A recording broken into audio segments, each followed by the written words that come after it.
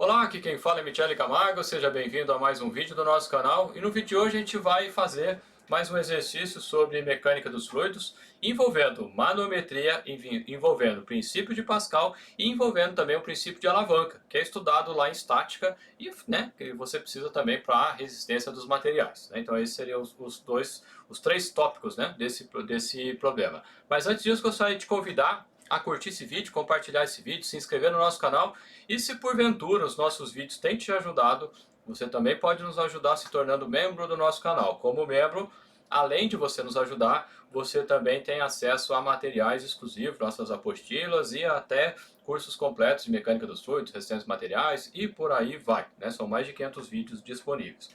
Bom, sem mais delongas, então vamos aqui ao exercício. O exercício diz o seguinte: aplica-se a força de 200 newtons na alavanca AB, seria essa alavanca aqui, não está aparecendo, né? Então vamos dizer AB, não está indicado aqui no desenho, como é mostrado aqui na figura. Qual é a força F, essa força F aqui, que deve ser exercida na haste para que que o sistema permaneça em equilíbrio?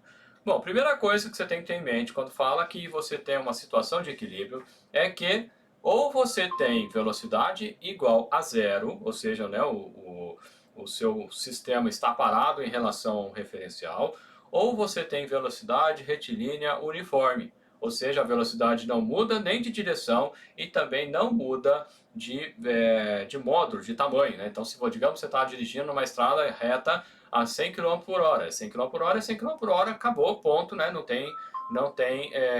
está mudando, então você está em equilíbrio. Nesse caso é um equilíbrio tipo um equilíbrio dinâmico que a gente chama, né? Mas continua sendo equilíbrio, você não tem alteração. Por quê? Olhando aqui para a questão das equações de equilíbrio, o que diz a lei de Newton? A lei de Newton diz que força é igual a massa vezes aceleração. E o que é aceleração? A aceleração é a taxa de variação da velocidade. Então significa que sempre que eu tenho uma força aplicada em algum elemento, tudo tem massa, por menor que seja, vai ter massa, pode ser pequenininho, mas tem, é sempre diferente de zero, maior do que zero, não existe negativo, massa negativa, né? Então significa que eu vou ter aceleração. Se eu tenho aceleração, eu tenho que alterar a velocidade. Se a velocidade está zero, eu vou ficar cada vez mais rápido. Para que não se altere a velocidade, a situação de equilíbrio diz que o somatório das forças do meu sistema é igual a zero. Então significa que as forças aqui serão zero, de tal forma que a aceleração vai ser zero também. Então esse é o princípio. Então eu tenho que entender, como eu disse, ou a velocidade ela é constante, e esse constante é tanto em direção quanto em módulo, lembrando que a velocidade ela é vetorial também, ou a velocidade é igual a zero mesmo, né? Eu não tenho alteração. Como eu disse, esse aqui é um exercício, primeiro aqui a parte da alavanca. Então quando eu aplico essa força de 200 newtons, o que vai acontecer nessa alavanca do pistão? Normalmente a gente tem um sistema de alavancas para fazer a multiplicação das forças, né? Então eu aplico uma força menor aqui, até para o trabalhador, se for manual, né? Ele fazer menos força, né? E conseguir executar a tarefa aqui, senão ele vai se esforçar bastante, né? Essa que é a ideia. Bom, então a primeira coisa eu vou resolver como se fosse resistência dos materiais. Existem algumas fórmulas para a alavanca, mas se você aplicar isso aqui, se você esquecer as fórmulas, já era. Né? Agora, se você aplicar isso aqui, o diagrama de corpo livre, você sempre que tiver que fazer, vai ser tranquilo. Então, tem aqui a alavanca AB, onde eu tenho aqui, vou chamar de ponto O. Nesse tamanho aqui é 10. Aqui eu tenho o tamanho 20. Bom, o que acontece? A partir do momento que eu tirei o meu apoio, e esse aqui é um apoio fixo, obrigatoriamente vai surgir as forças de reação. Então eu tenho uma força aqui, que eu vou chamar de Rx, eu vou ter aqui uma força Ry. Além disso, o que eu tenho aqui? Vou botar aqui a outra cor, né? Eu tenho a força aqui de 200 newtons, 200 newtons, e tenho, quando eu também tiro essa alavanca aqui, o que acontece? Obrigatoriamente surge uma força reativa aqui da haste, que eu vou chamar de haste vou chamar esse aqui de pistão 1 e vou chamar esse aqui de pistão 2. É a força na haste do pistão 1. Então o que acontece? A partir do momento, né, que eu fiz aqui o desenho, aí eu aplico as equações de equilíbrio, somatório de forças. Quais são as equações de equilíbrio? Para o sistema bidimensional, eu tenho somatório das forças em x igual a zero, somatório das forças na direção de y igual a zero, e o somatório de momentos em torno de um ponto qualquer, que eu já vou, nesse caso eu vou fazer o ponto O, igual a zero. Então, só arrumando ali, que não ficou aqui legal, né? Então, eu aplico essas três equações de equilíbrio e eu resolvo o meu problema. Nesse caso aqui a gente não precisa calcular Rx e Ry, mas eu vou montar, né, se caso você quiser resolver, você tem condição de chegar no resultado. Bom, primeiro somatório de forças na direção de x, o que eu tenho, né? Então vou colocar aqui somatório das forças na direção de x igual a zero. Então isso aqui vai ficar, lembrando que eu vou considerar positivo no sentido convencional, né, do plano cartesiano. Então vai ficar, eu tenho FH1 positivo, mais o Rx positivo, e aqui o 200 negativo, porque ele está para o lado oposto, menos 200 igual a zero. Não tem o que fazer. Somatório das forças na direção de y igual a zero, lembrando positivo para cima, aqui vai ficar Ry igual a zero, que é o que a gente esperaria mesmo, já que eu só tenho reação quando eu tenho força aplicada naquela direção. E nesse caso aqui, eu não tenho força aplicada na direção vertical, só horizontal. Então, esse aqui valor dá zero. E por fim, o somatório de momentos em torno do ponto O igual a zero. Pode ser qualquer ponto, mas normalmente a gente escolhe aquele que tem o maior número de incógnitas, que é o caso do O, né? E aqui é o fundamental, positivo no sentido anti-horário. Eu tenho que fazer isso. É muito comum os alunos não fazerem, né? Eles ficam bravos com a gente quando a gente corrige e desconta ponto, mas tudo na física depende do referencial. E nesse caso, o que é positivo para mim? É sentido anti-horário ou sentido horário? Eu tenho que falar. Convenciona-se que é o sentido anti-horário. Mas o exercício é seu, você coloca o sentido que você quiser, ninguém tem nada com isso, né? Então você tem que indicar qual é o sentido que você está considerando. Voltando aqui então, eu vou olhar para... deixa eu só apagar esse risco que eu fiz aqui. Então vai ficar, em relação ao ponto O, essa força FH1, ela vai fazer girar esse componente aqui no sentido anti-horário. Anti-horário é positivo, então fica FH1, que multiplica a distância em relação ao O, 10 centímetros, vou até colocar a unidade. Depois, o Rx, ele não gera momento, porque ele não tem distância, né? Momento é força vezes distância, né? Só lembrando, né? Momento é força vezes a distância. E aí eu tenho essa força de 200. 200 faz também girar no sentido anti-horário, então fica mais 200, que multiplica 20 centímetros. A única coisa que faltou aqui é colocar uma força de 200 newtons.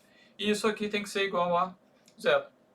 Bom, basta isolar então a força H1 vai ser igual, fica 200 newtons vezes 20 centímetros dividido por 10 centímetros.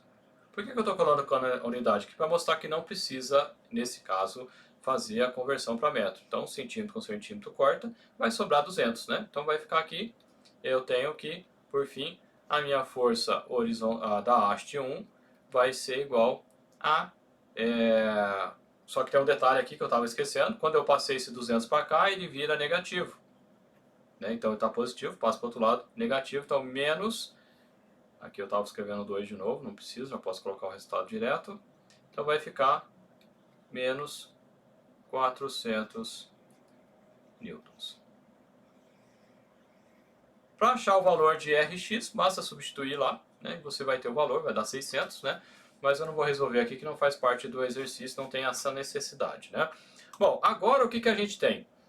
Se eu for fazer a análise do pistão, eu tenho, então, vamos só fazer essa análise aqui, deu menos 400. O que isso significa? Eu vou até desenhar aqui de outra cor, né? Desenhar aqui de verde. Significa que, na verdade, a força da haste 1 é nesse sentido em verde. O que acontece? Quando eu puxo aqui, em função da alavanca, esse componente vai para a direita. E a haste reage, então essa força aqui é uma força de reação da haste sobre a minha alavanca. Então a força da haste sobre a alavanca é para a esquerda, mas a força da haste, da alavanca sobre a haste é para a direita. Então, nesse caso aqui, eu vou ter aqui, vou até desenhar de vez, aproveitar que está isso aqui, eu tenho aqui o 400 newtons, né, que a gente acabou calculando. Isso aqui vai agir aqui no pistão, aqui na região do pistão, né, que eu tenho ali. E isso, o que acontece, né? A gente tem que pressão é força dividido por área. Então toda vez que eu tenho uma força aplicada numa determinada área, eu vou ter... Opa, não sei o que acontece às vezes aqui, que ele tem vontade própria. Então o que acontece? Obrigatoriamente eu vou ter aqui uma força. Lembrando, né, que esse diâmetro aqui é 5 centímetros. Então agora sim eu preciso transformar, né? Então diâmetro igual a 5 centímetros, que é igual a 5 vezes 10 a menos 2 metros. Bom, o que nós temos, né? Para esse caso, né, a área, que é circular, é πd2 sobre 4. Aí você fala assim, mas a área não é πr ao quadrado? Basta substituir no lugar do r diâmetro dividido por 2, vai dar π sobre 4, né? πd2 sobre 4. E por que na engenharia a gente usa mais diâmetro do que raio? Porque a gente consegue medir diâmetro e não consegue medir raio, simples assim. Né? Com paquímetros vai lá, mede o diâmetro externo, o diâmetro interno das coisas, e você não consegue medir raio porque você não tem como, né, posicionar no centro, né, da circunferência. Bom, então, como que vai ficar? Eu vou ter que a pressão, substituindo aqui nessa equação, vai ficar 4 vezes F dividido por π d ao quadrado. Ou seja, quando eu coloco aqui, né, o π sobre 2 é dividido por 4, né, mantém a fração de cima, eu divido inverte a segunda, o 4 vai para cima, então fica aqui. Substituindo valores, 4 vezes 400 dividido por π vezes, que multiplica 5 vezes 10 a menos 2 ao quadrado. Então a pressão que eu vou ter aqui dentro dessa câmara aqui, né, essa minha pressão aqui, ó, vai ser... Deixa eu só puxar... Inclusive, né, se você está sem grana, né, para comprar calculadora, eu sugiro você... Deixa eu ficar grande aqui. Sugiro você esse aplicativo aqui, que é o Droid 48. Ele traz a simulação da calculadora HP 48, que era top na época da minha faculdade, né, isso há 20 anos atrás. E ajuda a gente a fazer os cálculos que a gente precisa aqui, né? Então, fazendo aqui as contas, vai ficar 4 vezes 400, 3,1415 divide, 5, 100 divide, 2 eleva, divide. Eu tenho aqui, então, uma pressão de 203.724 Pascal. Aqui a gente tem que transformar para metro, porque, né, eu tenho que combinar Newton, é uma parcela de metro, eu não posso fazer a conta como centímetro. A não ser que eu mantenha, né, se eu quiser fazer como centímetro, pode, mas aí a unidade não vai ser Pascal, vai ser Newton por centímetro quadrado. Pode fazer? Pode, mas aí a unidade é essa e não Pascal. Só para a gente ter uma ideia, né, essa pressão aí, em termos, para mim, do 203 mil Pascal não traz nenhuma novidade, né? Para mim, o que traz sentimento dividindo por 10 a quinta, né? Eu tenho aqui 1, 2, 3, 4, 5, eu tenho aproximadamente aqui 2,03 bar. É uma pressão baixa, né? Não é a pressão alta não. Quando a gente olha aqui 203 mil, né, Pascal, você acha que é uma puta de pressão, mas não é. Bom, e qual que é o bizu aqui, né? Quando você tem, que é o que eu falei que a gente ia falar do princípio de Pascal. O que o princípio de Pascal fala? O princípio de Pascal diz o seguinte, que a pressão aplicada num determinado ponto do fluido em repouso vai ser transmitida para todos os pontos. Então isso significa que quando eu aplico essa força aqui, de 200 newtons, essa força vai virar uma força de 400 empurrando para cá, que vai gerar uma pressão aqui dentro. A pressão gerada nesse pistão vai atuar aqui nesse outro pistão. Então, na sequência, o que a gente tem? A gente tem o pistãozão. Eu vou colocar um monte de setinha aqui para dizer que é a pressão, né? Então eu tenho a pressão ali dentro dessa câmara. E eu quero saber qual que é a força que eu tenho aqui. O que vai acontecer? De novo, se eu tenho pressão força dividido por área, significa que a força é a pressão vezes a área. Então, nesse caso, eu tenho a pressão, eu tenho que calcular a área, eu vou ter qual que é a força. Conclusão, né? O que eu vou ter aqui? Eu vou chamar aqui, eu vou fazer de uma outra cor, só para destacar. Então, eu vou ter aqui, né, uma força, vou chamar de força F', decorrente dessa pressão aqui, que vai ser o correspondente ao valor numérico dela, né, a pressão vezes a área. Então, só que F', aplicando as equações de equilíbrio, somatório das forças na direção de x igual a zero. Nesse caso, o que a gente tem? Que F' menos F igual a zero. Então, daqui a gente tira que F' é igual a F. Então, numericamente, basta eu calcular isso aqui, só que eu quero o valor de F, né? Então, F é igual a pressão vezes a área. Nesse caso, pressão a gente calculou, esse valor todo aqui, 203.724, multiplicado por π, vezes o diâmetro, nesse caso 25 vezes 10 elevado a menos 2, ao quadrado, dividido por 4.